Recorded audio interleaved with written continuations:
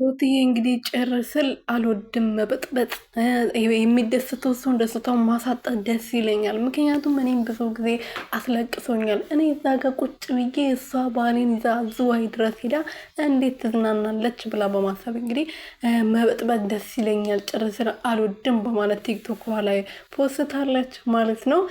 በጣም ነው የምታዝናናኝ። ትላንት እንግዲህ ያው ስታንጨረጭራት ነበረ ሄርሜላ። በዚህ ነገር በጣም ፈርታለች። ባሌን ትቀማኛለች ብላ በጣም ነው የሰጋችው ማለት ነው። የምን ባል ነው ማለት ውሽማዋን አብረው የቆየችዋን ብዙ ሀገር ሄዳ የተዝናናችበትን ዱባይ ብቻ ነው የቀራት እኮ። ሰላም ሰላም ቤተሰብ እንዴት ናችሁልኝ? እኔ ያለው ፈጣሪ የተመሰገነው። በያላችሁበት ሰላማችሁ ብዝት ትርፍርፍ ይበልልኝ።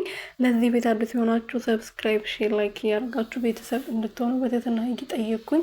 ሩትዬ እንግዲህ ትናንት ማታ ያው ከሄርሜላ ጋር ተደባድቦ ነበረ በደንብ አድርጎ ማለት ነው። እና አብርሃም በመሀል ልክ እንዳሸንጉሊት ወዲህ ቁልጭ ቁልጭ ስል ነበረ እና ግራ ተጋብቶ ነበረ። ሴቶቹም ሆነዋል።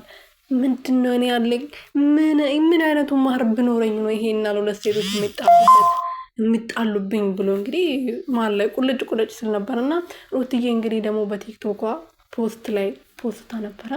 እኔ ጭርስል አልወድም፣ ፈታ ዘና በሉ፣ ሳቁ፣ አትተክዙ ብላለች። እንግዲህ